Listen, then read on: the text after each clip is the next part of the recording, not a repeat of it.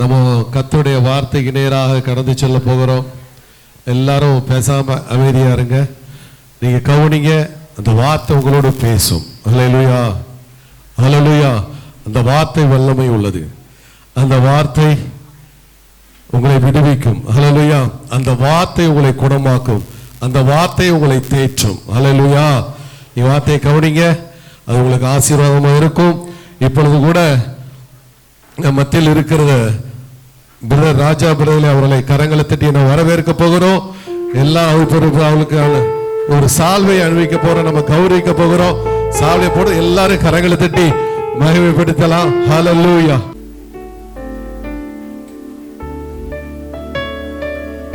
எல்லாரும் கரங்களை தட்டி உற்சாகமாய்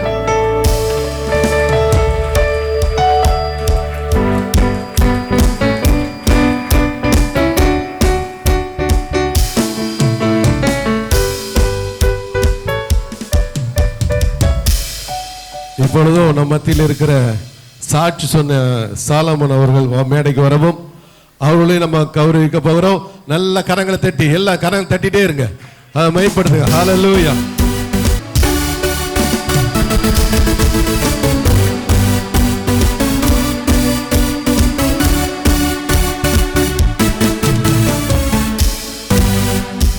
இப்பொழுது மத்தியில் இருக்கிற பாஸ்டர் அவர்களை கவனிக்க போகிறோம்.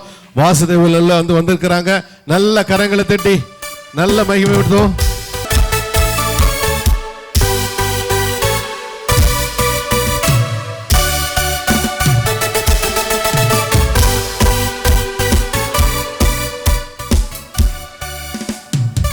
இப்போ நம்ம மத்தியில் இருக்க அருமையான சகோதரர் சகாயராஜ் அவர்கள் இருக்கிறாங்க. சந்தோஷ் அவர்களுக்கு கௌரவிப்பார்கள். எல்லாரும் கரங்களை தட்டி உற்சாகமாய் நல்ல கரங்களை தட்டுங்க, உற்சாகமாய். கௌரி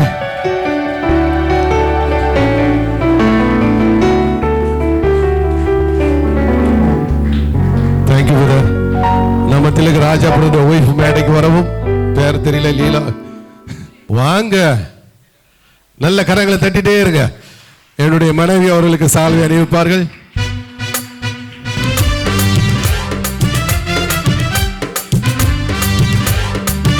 நல்ல கரங்களை தட்டிங்க. தேங்க்யூ.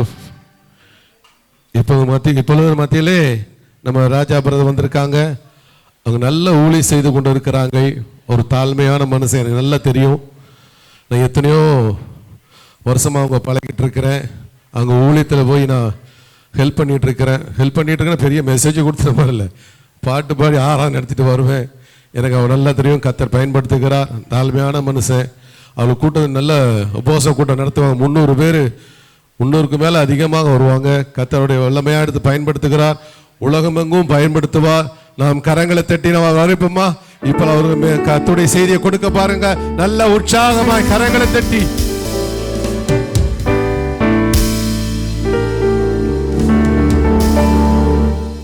ஹல்லேலூயா. கர்த்தர் பெரியவர். ஹல்லேலூயா. கனத்துக்கும் மகிமைக்குரியவர் யார்தான்? ஹல்லேலூயா. சரி, இப்போ ஒரு நிமிஷம் கண்களை மூடி ஆண்டவர் நோக்கி பார்ப்போம். ஆண்டவரே, மனுஷனுடைய பலத்தினால் அல்ல, ஆமையே நம்முடைய கிருபையினால் ஆகும் என்று சொல்லி பார்க்கிறோம். வார்த்தைகள் 30, 60, 100 நல்ல ஒரு விளைச்சலை கொண்டு வரட்டும். பல்வேறு சிந்தனையோடு, எதிர்பார்ப்போடு, தேவையோடு இருக்கிற நம்முடைய பிள்ளைகளுக்கு பரத்திலிருந்து இந்த வார்த்தை கிரியை செய்யட்டும். அது ஆவியாயும் ஜீவனாயும் இருக்கிறது என்பதை வெளிப்படுத்தும். இயேசுவின் நாமத்தில் ஜெபிக்கிறேன் நல்ல பிதாவே, ஆமென். ஹல்லேலூயா.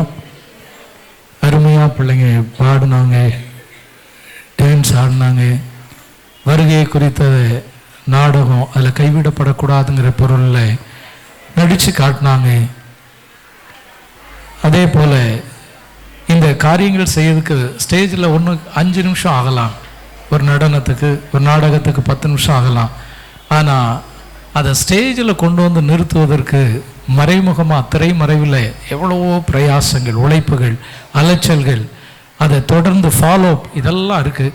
அதனால் அன்பான சகோதரிகளுக்கு, அன்பான வாலிப பிள்ளைகளுக்கு, நடித்த ஒவ்வொருவருக்கும் எனது நன்றியை தெரிவித்துக் கொள்கிறேன். ஹல்லேலூயா.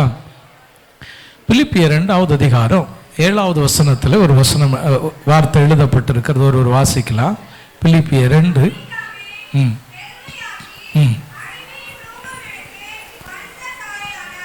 அல்லேலூயா. வானத்தையும் பூமியும் உண்டாக்கின ஆண்டவர் அண்ட சராசரங்களை எல்லாம் வார்த்தையினாலே உண்டாக கடவது என்று சொல்லி உண்டாக்கின தேவன் ஏன் மனுஷ சாயலானார்?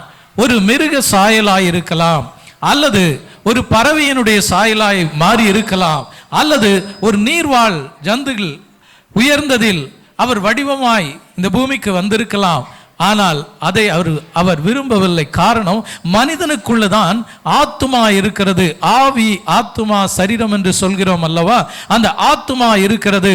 அநேகர் சொல்வார்கள், இந்த உலகில் ஒருவன் எப்படி வேண்டுமானாலும் வாழ்ந்து மடிந்து போகலாம். ஆடு மாடுகள் மிருக ஜீவன்கள் எப்படி மடிந்து போகிறதோ அப்படி அவனுக்கு இருக்கிறது என்று அநேகர் காரியங்களை சொல்லலாம். ஆனால் மனிதனுடைய வாழ்க்கை அப்படி அல்ல. இம்மை வாழ்க்கை முடியும் போது மறுமை வாழ்க்கை ஆரம்பிக்கிறது. Every end is not end, it is a beginning of another one. அல்லேலூயா. ஆகையால் எல்லாவற்றையும் நிராகரித்து அவர் தான் உண்டாக்கின மனுஷ சாயலாய் வந்து மனிதனுக்கு புரியும்படி வாழ்ந்து ஒரு மாதிரியை காண்பித்து போனார். அல்லேலூயா. தான் உண்டாக்கின மனுக்குலம், தான் உண்டாக்கின ஜனம் தன்னுடைய வழியை விட்டு விலகி போன பின்பு அவருடைய இருதயத்தில் நீங்காத ஒரு துக்கம் இருந்து கொண்டே இருந்தது. ஏதேனிலே அவன் காத்து கொள்ள வேண்டிய அந்த தோட்டத்தை அவன் இழந்து போனான். மீறுதலின் நிமித்தம் புசிக்க வேண்டாம் என்று சொன்ன அந்த கனியை புசித்த போது அவனுடைய பாதை மாறிற்று. அவனுக்குள்ளே பாவம் வந்து விட்டது. அவனை காக்கும்படி அங்கே கர்த்தர் மறுபடியும் இரத்தம் சிந்துதலோடு ஒரு விலங்கை கொன்று அதனுடைய தோலினால் அவனை மூடுகிறார். ரத்தம் சிந்தி அவனுடைய பாவம் மூடப்படுகிறது. இது பழைய ஏற்பாட்டிலே நடக்கிறது. ஆனால் புதிய ஏற்பாட்டில் வரும்போது அவரே தன்னுடைய ஜீவனை கொடுக்கிறார். ரத்தம் சிந்தி மீட்கும்படியா இந்த மனுக்குலத்திற்கு வருகிறார். அல்லேலூயா. ஏன் அவர் இந்த மனுக்குலத்திற்கு வந்தார் என்றால், விடுவிக்க, சுகமாக்குவதற்கு, ஜனங்களுக்கு சமாதானம் கொடுப்பதற்கு, இவ்வுலகில் ஒரு மனிதனுக்கு என்ன தேவையோ அதை எல்லாம் கொடுப்பதற்காக இந்த பூமிக்கு வந்தார்.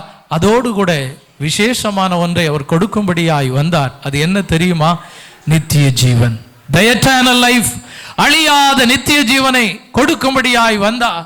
நீங்களும் நானும் பலத்தின் மிகுதியினால் 70, 80, ஒருவேளை 100, 120 வருடங்கள் வாழலாம்.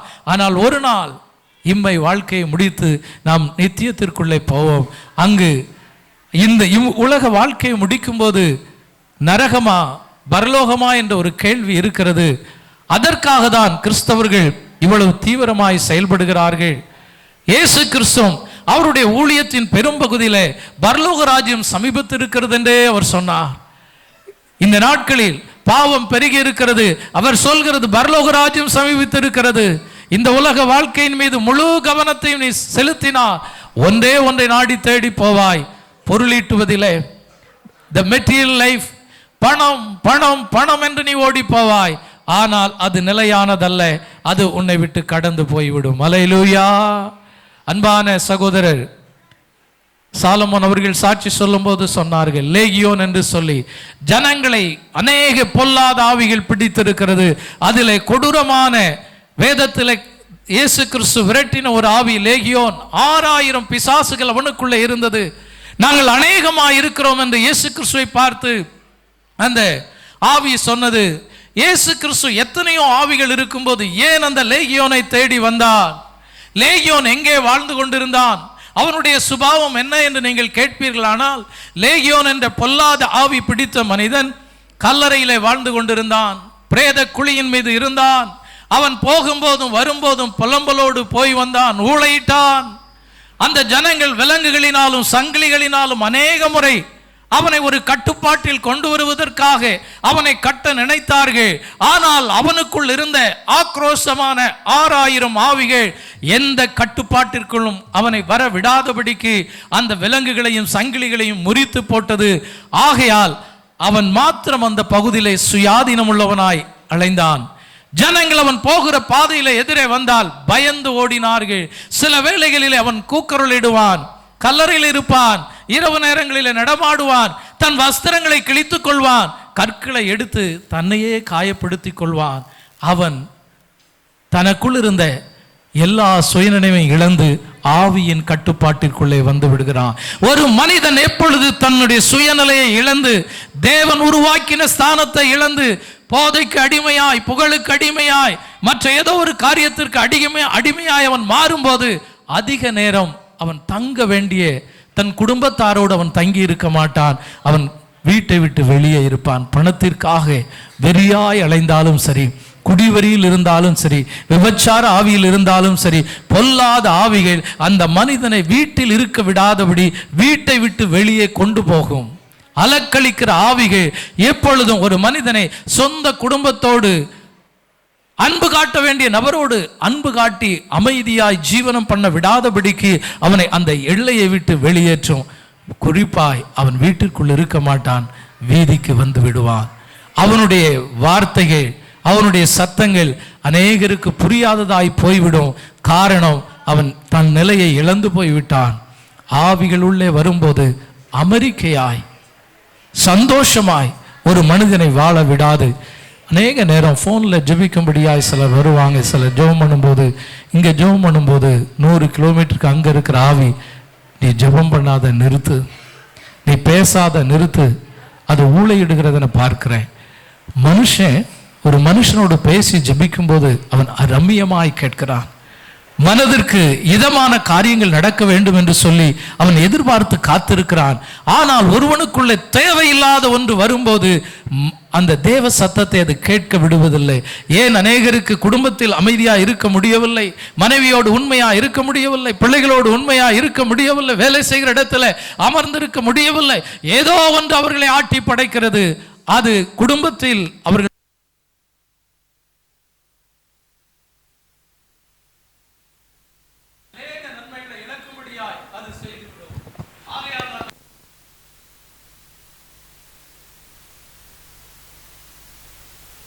ஒரு மனிதனுக்கு தேவை ரட்சிப்பு. ஆகையால் ரட்சகர் மனுக்குலத்தை மீட்பதற்காக தானே மனு அவதாரம் எடுத்து இந்த பூமிக்கு வந்தார். அல்லேலூயா. இந்த லேகியோனை பார்க்கும்படி அந்த ஊரார் இயேசு கிறிஸ்துவுக்கு அழைப்பு விடுக்கவில்லை, இயேசுவை தேடி வந்தார். இயேசு கிறிஸ்துவினுடைய ஊழியம் எப்படிப்பட்டதா இருந்தது தெரியுமா? அவர் நாளை ஒரு கிராமத்திற்கு போய் ஒரு ஊழியம் செய்ய வேண்டும் என்றால் அவர் தேவனிடத்தில் இரவெல்லாம் ஜெபிப்பார். நீ இந்த கிராமத்திற்கு போ என்று பிதாவினால் குமாரனுக்கு எதெல்லாம் சொல்லப்படுகிறதோ அதை மாத்திரம் அவர் அங்கீகரித்து அந்த இடத்திற்கு போகிறார். ஆகையால் தன்னுடைய ஊழியம் 100% வெற்றி உள்ள ஊழியமாக இருந்தது. நம்மில் அநேகர் ஊழியக்காரர்கள் இருக்கிறார்கள். ஆனால் என்னை ஊழியத்தில் சாட்சி சொல்ல கூப்பிடுங்கள், செய்தி கொடுக்க கூப்பிடுங்கள், ஆராதனை கொடுக்க, ஆராதனை நடத்த கூப்பிடுங்கள், அப்படி விரும்பி அவர்களே போகிறார்கள். ஆனால் இயேசுவினுடைய ஊழியம் அப்படிப்பட்டதல்ல. இரவெல்லாம் தெய்வ சமூகத்திலே அவர் அமர்ந்திருப்பார், அவர் ஜெபிப்பார். அந்த ஜெபத்தை கேட்கிற பிதா, இந்த கிராமத்திற்கு நீ போ, இன்னாரை நீ சந்தி, அவனுடைய பேர் இது என்று சொல்லும்போது அவர் அந்த கிராமத்திற்கு வருகிறார். லேகியோன் இருக்கிற அந்த கிராமத்திற்கு வருகிறார். அங்கே வரும்போது அவரை பார்த்த உடனே சொல்ல, நீ ஜீவனுள்ள தேவனுடைய குமாரன், நீ ரட்சகர், நீ மீட்பர், என்னை வேதனைப்படுத்தாதபடி என்று அவன் வார்த்தையை பயன்படுத்துகிறார். அவர் பிசாசுகளை வேதனைப்படுத்த வந்தாரே தவிர, அவைகளை மனுக்குலத்திலிருந்து விலக்க வந்தாரே தவிர, மனித சரீரத்திலிருந்து விரட்டுவதற்காக வந்தாரே தவிர, அந்த பாவத்தில் விழுந்த, அந்த கட்டுகளில் இருக்கிற, அந்த அடிமைத்தனத்தில் இருக்கிற ஜனங்களை மீட்கும்படியாய் வந்தார். அல்லேலூயா. ஒரு வார்த்தை சொன்னார், போ என்று அந்த பிசாசை அதட்டினவுடன் அது விரும்பி வேண்டிக் கொண்டபடி பன்றிகளுக்குள்ளே போனது. மார்க்கு 5:15 சொல்கிற, அவன் புத்தி தெளிந்தவனாய் இருந்தான், அவன் வஸ்திரம் தரித்தவனாய் பிசாசு போன பின்பு இருந்தான், அவன் கர்த்தருடைய சத்தத்தை கவனிக்கிறவனாய் இருந்தான். யாருக்கெல்லாம் பொல்லாத ஆவிகள் போராட்டங்கள் உள்ளே வருகிறதோ அவனுடைய வஸ்திரம் விகாரமாய் இருக்கும், அவனுடைய சிந்தனை சரியாயிராது, அவனால் அமர்ந்திருக்கவே முடியாது, அங்கும் இங்கும் அவன் அலைந்து கொண்டே இருப்பான், நிலையற்றவனாய் இருப்பான். நீங்க பாருங்க, ஒரு ஆலயத்துக்குள்ள நம்ம போனோம்னா ஒரு 2 மணி நேரம் நம்மளால அமைதியா இருக்க முடியுமானால் கர்த்தர் நம்மை நன்றாய் நடத்துகிறார். நமக்குள்ள ஒரு சமாதானம் இருக்கிறது, நமக்குள்ள அமெரிக்கை இருக்கிறது. இல்லைனா அந்த காரியத்தை செய்யணும், அந்த கடனை பார்க்கணும், இந்த வேலையை பார்க்கணும், உங்களுக்கு பதில் சொல்லணும். உங்களுக்குள்ள வேவரிங் அலைவாய்கிற ஒரு நிலைமை இருக்குமானால் நீங்கள் ஏதோ ஒரு கட்டுப்பாட்டின் கீழ் இருக்கிறீங்க, ஏதோ ஒரு அழுத்தத்தின் கீழ் இருக்கிறீங்க. கர்த்தர் சொல்றார், அந்த பிசாசு 6000 பிசாசு வெளியே போன பின்பு அமர்ந்தான், வஸ்திரம் தரித்தான், கர்த்தருடைய சத்தத்தை கேட்டான். ஒரு மனுஷன் பொல்லாத கட்டுகளில் இருந்து விடுதலையாகி வெளியே வரும்போது 3 முக்கிய காரியங்கள் உன்னுடைய வாழ்க்கையில் நடக்கும். ஒன்று, அவன் சரியான வஸ்திரம் தரித்திருப்பான், அவன் அமர்ந்திருப்பான் மற்றவருடைய சத்தத்தை கேட்கும்படி. அதே போல அவனுக்குள்ளே தெளிவுண்டாகும். அல்லேலூயா. யோவான் 5வது அதிகாரத்தில் இப்படி ஒரு சம்பவம் சொல்லப்பட்டு இருக்கிறது. 38 வருடமாய் பெரும் பாடினால் அல்லது கொடிய வியாதியினால் பாதிக்கப்பட்ட ஒரு மனுஷன் அந்த பெதஸ்தா குளத்தருகிலே அவன் படுத்திருக்கிறான். இயேசு கிறிஸ்து இங்கும் அவனை தேடிதான் போகிறார். யாரெல்லாம் கொடிய பாடுகளின் வழியாய் புலம்பலின் வழியாய் போகிறார்களோ அவர்கள் உண்மையாய் யாரை தேட வேண்டும் என்று சில நேரம் தெரியாதபடினாலே அவர்கள் நீண்ட நாட்கள் நீண்ட காலங்கள் கொடிய வேதனை அனுபவிக்கும் போது அவர் சிருஷ்டிகர் அல்லவா, அந்த குளத்தில் எத்தனையோ பேர் குளத்தருகாமையில் படுத்திருக்க கூடும். ஆனால் அந்த 38 வருடம் பெரும்பாடுள்ள அந்த நபரை தேடி போகிறார். அந்த வியாதியில் இருக்கிற மனிதன், நீங்கள் சற்று சிந்தித்து பார்த்தால், ஒரு நாள் வியாதி இருந்தா எல்லாரும் உறவுகள் ஓடி வருவாங்க, ஒரு வாரம் இருந்தா இன்னும் கவனிப்பாங்க. அதே 3 மாதம் மாறினா அவங்கவுங்க வேலையை காப்பாற்றி கொள்ளணும், பொருளாதாரத்தில் ஒரு ஸ்திரத்தன்மையில் இருக்கணும். இந்த ஆளுக்கு பணம் கொடுத்து உதவலாம், ஃபோனில் கேட்டுக்கொள்ளலாம், கொஞ்சம் கொஞ்சமாக நெருக்கம் குறையும். அதுவே வருடங்களாக மாறினா அந்த ஆளுடைய நிலைமை அதுதான், அது ஒரு சாதாரண நிகழ்வாய் பார்க்கப்படும். அந்த 38 வருடமாய் அந்த மனுஷனுடைய வாழ்க்கையில் நடந்தது அதுதான், அது ஒரு சாதாரண காரியமாய் எல்லாருக்கும் தெரிந்தது. இந்த மனுஷன் குளத்தில் என்னைக்கா படுத்திருக்கிறான், குளத்தருகாமையில் 38 வருடமாய் படுத்திருக்கிறான். அவனை நேசித்த உறவுகள் எல்லாம் இப்பொழுது விலகி போயிற்று. அவன் அமர்ந்திருக்க கூடும், ஆரம்ப நாட்களிலே வியாதியோடு கூட நடமாடி இருக்கக்கூடும், நின்றிருக்கக்கூடும். வியாதியின் அகோரம் ஆட்கொள்ள அவனால் எழும்ப முடியாதபடி படுத்து வானத்தை பார்த்து என்றைக்கு தேவனை நோக்கி பார்க்க ஆரம்பித்தானோ அன்றைக்கு தேவனும் அவனுக்கு வாசலை திறந்தார். ஆனால் அதில் கவனிக்க வேண்டிய ஒரு சம்பவம் ஒன்று, நீ சுகமாக விரும்புகிறாயா என்ற கேள்வி கேட்கும்போது அவன் அந்த பதிலை சொல்லவில்லை. இந்த குளத்தில் ஒரு தேவதூதன் முதலாவது இது கலக்கும் போது அந்த நீரில் முதலாவது யார் இறங்குகிறார்களோ அவர்கள் மாத்திரம் சுகமாவார்கள்.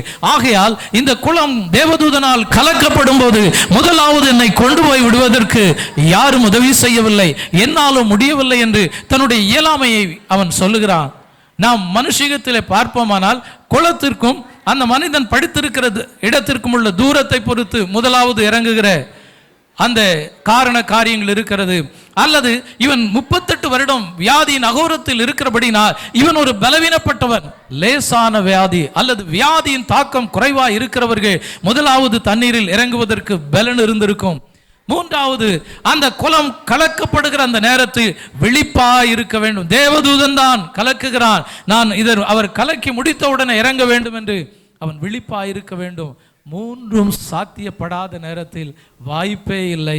வாழ்நாளெல்லாம் பாதிப்பு தான், வாழ்நாளெல்லாம் வியாதி தான், விடுதலைக்கு சுகத்துக்கு இடமே இல்லை. ஆனால் ஒருவர் கவனித்து கொண்டே இருந்தார், இவனுடைய படுக்கை மாற வேண்டும் என்று. ஆகையால் தேவன் அந்த நபரை தேடி வந்தார். நீ உன் படுக்கையை எடுத்துக்கொண்டு நட என்று சொன்னார். அவன் நடந்து போனான். 38 வருட வியாதியை தேவனால் குணமாக்க முடியும். அல்லேலூயா, அல்லேலூயா. இது உண்மை. வேதத்தில் எழுதப்பட்டிருக்குமானால் என்னுடைய சரீரத்தில், உங்களுடைய சரீரத்தில் எவ்வளவு கொடிய வியாதி இருந்தாலும் தேவன் சுகமாக்க கூடும். அல்லேலூயா. உங்களுக்குள்ள ஒரு விசுவாசம் வேண்டும். வேதத்தில் எழுதப்பட்டிருக்கிறது என் வாழ்க்கையில நடக்கும். ஒரு முறை கூட்டம் நடந்து கொண்டே இருந்தது. நாங்கள் 2வது சனிக்கிழமை நடத்துகிற கூட்டத்தில் அப்பொழுது அநேக நபர்கள் வந்து கலந்து கொண்டார்கள். அந்த பேசி கொண்டிருக்கும்போது ஒரு சகோதரி இப்படி ஒரு வார்த்தையை சொன்னார்கள், நான் வாழ்க்கையில் வெறுப்படைந்து நான் வேதனையின் வழியாய் போகும்போது 6 தூக்க மாத்திரைகளை நான் சாப்பிட்டேன், ஆனாலும் நான் மரிக்கவில்லை. காரணம் என்ன தெரியுமா? நான் அந்த மரிக்க வேண்டிய சூழ்நிலையில் உயிர் தப்பி பிழைத்திருப்பதின் நோக்கம் அவருடைய ஊழியத்தை முழு நேரம் செய்வதற்காக. அல்லேலூயா. வந்த பாடுகள் என்னை அழித்திருக்கும். நான் செய்த தவறு, அந்த தூக்க மாத்திரையை சாப்பிட்டு தற்கொலை செய்ய வேண்டும் என்று நினைத்தோம். அந்த மாத்திரைகள் வேலை செய்யாதபடி நான் உயிரோடு இருக்கிறதின் காரணம் இயேசுவின் ஊழியத்தை செய்ய என்று சொல்லிவிட்டு போய்விட்டார்கள். கடைசியாக அந்த கூட்டம் முடிந்த பின்பு ஒவ்வொருவராக ஜெபிக்க வரும்போது ஒரு சகோதரன் என்னை பார்த்து ஜெபித்து விட்டு இப்படி சொன்னார்கள், நான் செத்து போயிருக்கணும், உயிரோடு இருக்கிறேன். ஏன் தெரியுமா?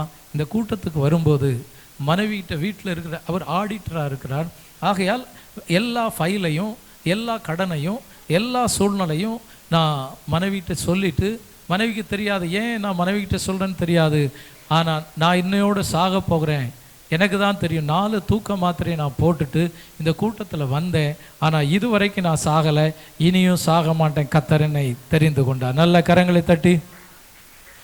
மாத்திரை வேலை செய்யலை, ஆனால் அவர் போகும்போது சொன்னார், நான் மறுபடியும் உங்களை பார்க்க விரும்புகிறேன், எப்போ வரலான்னு கேட்டேன். நான் சொன்னேன், நீங்கள் என்னை பார்க்க வர வேண்டாம், உங்களுக்கு எப்போ நேரம் கிடைக்கும் அப்போ ஒரு 3 நாள் தொடர்ந்து ஒரு உபவாசம் போடுங்க.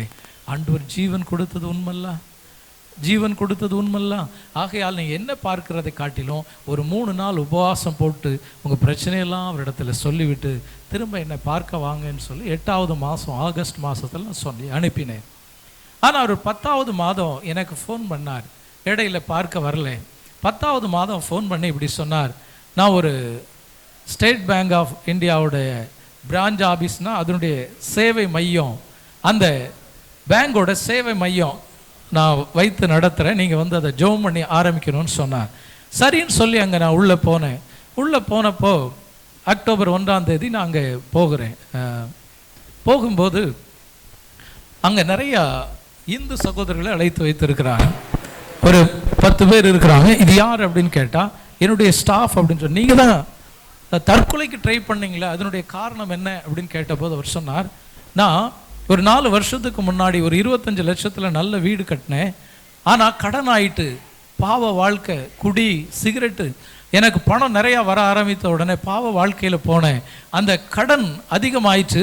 கடன் எப்படி ஆயிடுச்சு அப்படின்னா ஒரு நாளைக்கு 5000 ரூபா நான் வட்டி கட்ட வேண்டிய சூழ்நிலை வந்தது. எவ்வளவு நல்ல சத்தமா, எவ்வளவு? அது ஒரு வருடத்துக்குள்ள அந்த வட்டியை கட்ட முடியாம, அதுவும் 20 லட்சம் ரூபா. ஒரு மாசத்துக்கு எவ்வளவுங்க? ஒரு நாளைக்கு 5000னா 10 நாளைக்கு 50, 1.5 லட்சம் ரூபா. நான் ஒரு வருஷம் கெட்டாம விட்டுட்டேன், இப்போ 1.5 வருஷம் ஆயிட்டு 20 லட்சம் ரூபா. அப்படியே பெருகி 50 லட்சம் ரூபாய்க்கு மொத்தத்தில் வந்துட்டு, இதை நான் எப்படி மீண்டு வர போகிறேன்னு சொல்லி தான் மாத்திரையை போட்டுட்டு அங்கே வந்தேன். இப்போ கர்த்தர் எனக்கு ஒரு அற்புதத்தின் மேலே அற்புதம் செய்து கொண்டே இருக்கிறார். நான் அவர் சமூகத்தில் 3 நாள் அமர்ந்திருந்தேன். அற்புதத்தின் மேலே அற்புதம். என்ன அற்புதம் அப்படின்னு, ஒரு பெரிய இதே மாதிரி ஒரு பெரிய பில்டிங்கு, அந்த பில்டிங்க்கு இவர் சொல்கிறார், இதுக்கு எவ்வளோ டெபாசிட் கேட்பாங்க அப்படின்னா 3 லட்ச ரூபா 4 லட்ச ரூபா கேட்பாங்க. அது மெயினில் இருக்குது. மெயினில் இருக்கிற அந்த பில்டிங்கை வந்து அவர் சொல்கிறார், இல்லை, இவர் ஒரு இந்து சகோதரர். அவர் சொன்னார், நாங்கள் உள்ளே வந்து பார்க்கும்போது அங்கே விக்கிரகங்கள்லாம் நிறையா இருந்தது, இந்த வீட்டை நிச்சயமாக நமக்கு தரமாட்டாங்க, நாம் இந்த ஸ்டேட் பேங்க் ஆஃப் இந்தியாவில் இருந்து ஒரு சின்ன சர்வீஸ் பண்ணுறதுக்காக இந்த பில்டிங்கை கேட்குறோம், நிச்சயமாக நமக்கு தரமாட்டாங்கன்னு சொல்லிட்டு வேதனையோடு போய் அவர் கேட்கும்போது, நீங்கள் கிறிஸ்டினா அப்படின்னு கேட்டாங்க. ஆமாம், உங்களுக்கு தான் நான் தருவேன், வேறு யாருக்கும் கொடுக்கல. எவ்வளோ பிரதர் அப்படின்னு, வெறும் 15000 ரூபா மட்டும்தான் டெபாசிட். நான் என்ன செஞ்சுருக்கிறேன், நீங்கள் நம்பவே மாட்டீங்க, கர்த்தர் எனக்கு அற்புதம். 10 பேருக்கு அவர் சம்பளம் கொடுக்குறார், 10000 ரூபா சம்பளம். 4 நாளைக்கு முன்னாடி பேசினார், பெரிய அளவு இருந்த கடன்கள் எல்லாம் அடைக்கப்படுகிறது. அது எப்படி சாத்தியம்? அதுதான் அவரால் நடக்குது. அல்லேலூயா. நான் இன்னும் சில மாதங்களில் இல்லை வருஷத்தில் நான் முற்றிலும் இந்த கடனை விட்டு வெளியே வந்துடுவேன். நல்ல கரங்களை தட்டி அல்லேலூயா. நீங்க நம்ப முடியாத வழியிலே போய் கொண்டிருக்கலாம், அல்லது நம்ப முடியாத சூழ்நிலை வழியே போய் கொண்டிருக்கலாம். கர்த்தர் அதை மாற்றுவார். நீங்கள் மரிக்க தேவையில்லை, உடைய வாழ்க்கையை முடிக்க தேவையில்லை. நம்பிக்கையான ஒருவர் நம்ம மத்தியில் இருக்கிறார். தலைகீழாய் சூழ்நிலையை மாற்றுகிற ஒருவர் இருக்கிறார். அல்லேலூயா. அதே போல இன்னும் நாம் பார்ப்போமானால், மீகா 5:5 சொல்கிறது, அவரே சமாதான காரணர். அவர் சமாதான காரணர். என்னுடைய சமாதானத்தை உங்களுக்கு வைத்து போகிறேன் என்று வேதம் தெளிவாய் சொல்கிறது. எத்தனை குடும்பங்களிலே சமாதானம் இல்லை. பிள்ளைகள் பெற்றோர் மீது அன்பு காட்டவில்லை, ஒரு சமாதானம் இல்லை. கணவன் மனைவிக்கிடையே சமாதானம் இல்லை. அருகாமையில் இருக்கிற வீடுகளுக்கிடையே சமாதானம் இல்லை. உறவுகளுக்குள்ளே சமாதானம் இல்லை. மாநிலங்களுக்கு இடையிலே எல்லை பிரச்சனை இருக்கிறது, மொழி பிரச்சனை இருக்கிறது, நதிநீர் பிரச்சனை இருக்கிறது. தேசிய அளவில் நாம் பார்த்தோமானால் ஒவ்வொரு நாடும் ஏராளமான அணு ஆயுதங்களை நவீனப்படுத்தி கொண்டே இருக்கிறது. எதற்காக? நான் பெரியவன் என்று காண்பிப்பதற்காக. கூட்டு ராணுவ பயிற்சி செய்கிறது எதற்காக? நான் ஜெயித்தாக வேண்டும், என்னை எதிர்க்கிறவர்களை நான் தோற்கடிக்க வேண்டும். இதற்கெல்லாம் உள்ளே ஒரு மனிதன் இருக்கிறான், நான் என்ற ஒரு எண்ணம். நாங்கள் ஜெயிக்க வேண்டும், கடைசியாய் நான் ஜெயிக்க வேண்டும். நான் நான் நான் என்ற எண்ணம் எங்கே வருகிறதோ அங்கே சமாதானம் இருக்கவே இருக்காது. அங்கு சமாதானத்தை பார்க்கவே முடியாது. இன்றைக்கு எத்தனை குடும்பங்கள் விவாகரத்தில் போய்விடுகிறது. எத்தனை உறவுகள், சகோதர சகோதரியுடைய உறவுகள் அன்பற்ற விதமாய் நொறுங்கி போகிறது. அதை எத்தனையோ பேரால் மறக்கவே முடியவில்லை. மீண்டும் அந்த உறவுகள் பிரிந்தது எவ்வளவு கொடிய வேதனையோ, அதிலிருந்து மீண்டவர்கள் வருவதற்கு பல ஆண்டுகள் எடுக்கிறது. ஆனால் இயேசு கிறிஸ்து, என்னுடைய சமாதானத்தை நான் உனக்கு வைத்து போகிறேன். ஏசாயா 9:6 சொல்கிறார், அவர் நாமம் அதிசயமான ஒரு ஆலோசனை கர்த்தர், வல்லமை உள்ள தேவன், நித்திய பிதா, சமாதான பிரபு. மத்திய 1:21 சொல்கிறது, இயேசு ரட்சகர் என்று பொருள். அவர் ரட்சிக்கிறவர், எல்லா சூழ்நிலையிலிருந்து வீட்டு வெளியே கொண்டு வருகிறவர். மத்திய 1:23 தெளிவாய் சொல்கிறது, இம்மானுவேல், தேவன் நம்மோடு இருக்கிறார் என்ற அர்த்தம். அல்லேலூயா. நான் ஒரு சம்பவத்தை சொல்லி முடிக்க விரும்புகிறேன். காரணம், நமக்கு நிகழ்ச்சி தொடர்ந்து இருக்கிறதுனால ஒரு சமாதானம் மிக மிக முக்கியமானது. ஒரு தகப்பனும் மகளும் மிகவும் நெருக்கமாக இருந்தார்கள், அன்பாக இருந்தார்கள். இப்படி இருக்கிற காலகட்டத்தில் அந்த மகளுக்கு ஒரு 18 வயது வந்தது.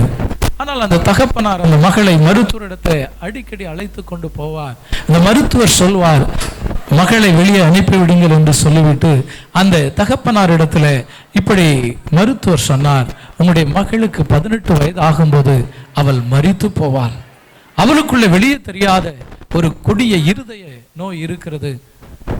ஆகையால் அவளுக்கு 18 வயதுதான் கடைசி. It's a deadline to her. அவளுக்கு அதுதான் ஒரு இறுதி எச்சரிக்கை. ஆகையால் கட்டாயம் அவளுக்கு 17 முடியும் போது ஏதாயிலும் செய்யாவிட்டால் மரித்து போவாள் என்று சொன்னார். ஆனால் சில நாட்கள் தான் இருக்கிறது 18 வயது வருவதற்கு. அந்த தகப்பனார் தன் மகளை மிகவும் நேசித்தார், மிகவும் அன்பு பாராட்டினார். அவரிடத்துல உனக்கு வேண்டியதை கேள் என்று சொல்வார், அவள் கேட்கிறது எல்லாம் வாங்கி கொடுப்பார். அதே போல ஒரு முறை பேசிக்கொண்டே இருக்கும்போது அந்த மகள் தகப்பனாரை பார்த்து கேட்டார், நீங்கள் டேடி, எனக்கு 18வது பிறந்த நாள் வரப்போகிறது, என்ன பரிசு எனக்கு தரப்போகிறீர்கள் என்று கேட்டபோது அவர் அந்த மகளை பார்த்து சிரித்துக் கொண்டே இருந்தார், ஒன்றும் சொல்லவில்லை. அந்த மகளுக்கு தெரியாது 18 வயது வரும்போது நீ மரித்து போவாய் என்று. அந்த தகப்பனாருக்கு தெரியும். அவர் சிரித்து கொண்டு சொன்னார், நீங்கள் ஏதோ ஒரு பெரிய பரிசு தரலான்னு நினைக்கிறீங்க அப்படின்னு நான் ஃபீல் பண்ணுறேன் அப்படி சொன்னான். ஆனால் அவர் சிரித்து கொண்டே போய்விட்டார். நிச்சயமாக நான் உனக்கு ஒரு பரிசு தருவேன், நீ மறக்கவே மாட்டாய் என்று. சில நாள் அந்த பிறந்த நாள் அன்று அவளுக்கு ஆப்ரேஷன் நடந்தது. 18 வயது பிறந்த அந்த முதல் நாளிலே ஒரு ஆப்ரேஷன் நடந்து வெற்றிகரமாக அவள் முடித்து வெளியே வரும்போது அவளை ஒரு சின்ன ஆப்ரேஷன் தான் சொல்லி டாக்டர் உள்ளே கொண்டு போனாங்க. அது பல மணி நேரம் நடந்து வெளியே வரும்போது அந்த நர்ஸ் ஓடி வந்து கையில் ஒரு கடிதத்தை கொடுத்தார்கள். மகளே, இது உன் தகப்பனார் உனக்கு பிறந்த நாள் பரிசாக இந்த கடிதத்தை கொடுத்திருக்கிறார்கள், இதில் இருக்கிறத நீ வாசித்து பார் என்று கொடுத்தபோது மிகவும் துரிதமாய் அதில் வாசித்தார். அதில் இப்படி எழுதப்பட்டிருந்தது, என் அன்பு மகளே, என்னால் எந்த உயர்ந்த பரிசை கொடுக்க முடியுமோ அதை நான் உனக்கு கொடுத்திருக்கிறேன். அதை நீ சற்று நேரத்தில் நீ உணர்வாய், நீ பார்ப்பாய், நீ அனுபவிப்பாய் என்று சொன்னார். அது என்ன பரிசு, என்ன கிஃப்டா இருக்கும் என்று அவள் ஆச்சரியத்தோடு கூட அதை பார்த்தாள். மறுபடியும் அந்த கடிதத்தின் கீழ்ப்பகுதியில் இருக்கிறதை அவள் வாசிக்க ஆரம்பித்தாள். அதில் எழுதியிருந்தது, என் அன்பு மகளே, நீ என்னை நேராய் பார்க்கவில்லை, என் இருதயம்தான் உனக்குள்ளே இருக்கிறது. இரத்த சிந்துதலினாலே பாவ சாபம் முறிக்கப்பட்டது. நீர் தியாகம் செய்ததினாலே நான் வாழ்கிறேன். 3ஆம் நாள் நீர் உயிரோடு எழுந்ததை நான் விசுவாசிக்கிறேன். இன்றைக்கு ஜீவிக்கிறேன். உடைய இரத்தத்தால் என்னை கழுவும், உடைய பரிசுத்த இரத்தத்தால் என்னை கழுவும் என்று நீங்கள் கேட்பீர்களானால் தேவன் உங்களுக்குள் வருவார், வாசம் பண்ணுவார். உங்கள் ஆயுள் நாட்களிலே இம்மையிலும் ஒரு சந்தோஷம் இருக்கும், மறுமையிலும் நித்தியத்திற்குள்ளே போவோம். ஒரு 2 நிமிடம் ஜெபிக்கலாம். இந்த சத்தத்தை கேட்டுக்கொண்டிருக்கிற அன்பான சகோதரிகளுக்காய் நான் ஜெபிக்கிறேன், சகோதரிக்காய் நான் ஜெபிக்கிறேன். ஒருவேளை நீங்கள் யூடியூப்ல வரும் நாட்களில் பார்க்கக்கூடும் அல்லது பார்த்து கொண்டிருக்கலாம். உங்களுக்காகவும் நான் ஜெபிக்கிறேன். இதை கேட்கிற அன்பு சகோதரனுக்காய் சகோதரிக்காய் நான் ஜெபிக்கிறேன். அவருடைய பாவங்கள் மன்னிக்கப்படுவதாக, சாபங்கள் அவர்களை விட்டு இயேசுவின் நாமத்தால் இரத்தத்தால் அது நீங்கும்படி ஜெபிக்கிறேன். அவருடைய சூழ்நிலை எதுவா இருக்கலாம், விடுதலையா, சுகமா, சமாதானமா அல்லது நித்திய வாழ்வுக்குரிய ஒரு வழியா, இயேசு சொல்கிறார், நானே வழி, நானே சத்தியம், நானே ஜீவன், என்னை இல்லாமல் ஒருவனும் பிதாவினிடத்தில் வருகிறான். அவர் சொந்த குமாரன் என்றும் பாராமல் இயேசுவை தந்தருளி இவ்வளவாய் உலகத்தில் அன்பு கூர்ந்தார். அந்த இயேசு கிறிஸ்துவின் ரத்தம் ஒவ்வொருவரையும் கழுவி சுத்திகரிக்கட்டும். இம்மையிலும் ஒரு ஆசீர்வாதத்தை, விடுதலையை, சுகத்தை, சமாதானத்தை கட்டளையிடட்டும். நித்திய ஜீவனை மறுமையிலும் அளிக்கட்டும். இயேசுவின் நாமத்தில் ஜெபிக்கிறேன் நல்ல பிதாவே, ஆமென், ஆமென். வார்த்தைக்காக நல்ல கரங்களை தட்டி தேவன்மைப்படுத்துவோம். ஹல்லேலூயா. வேதம் சொல்லுகிறது, சகல பிரஸ்தாபத்தை பார்க்கிலும் வார்த்தையை மகிமைப்படுத்துகிறது. ஹல்லேலூயா, ஹல்லேலூயா. நல்ல வார்த்தை கேட்டீங்களா? கர்த்தர் நிச்சயமாகவே உன் குடும்பங்களுக்கு அப்படியே செய்வார். கர்த்தர் விடுதலை கொடுக்கிறவர், கர்த்தர் உங்களுக்கு ஆறுதலை கொடுக்கிறவர், கர்த்தர் உங்களுக்கு சமாதானத்தை கொடுக்கிறவர், கர்த்தர் உங்களுக்கு சந்தோஷத்தை கொடுக்கிறவர். ஹல்லேலூயா, ஹல்லேலூயா.